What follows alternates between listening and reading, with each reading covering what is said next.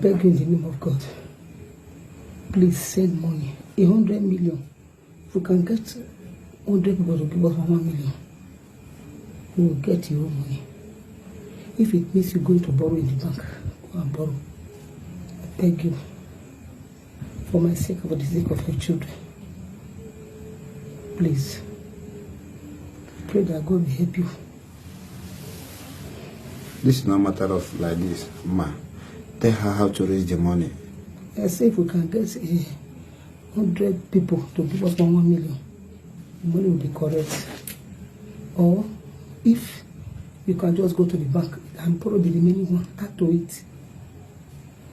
Please, you have friends that can put their collateral down to just raise the money and bring.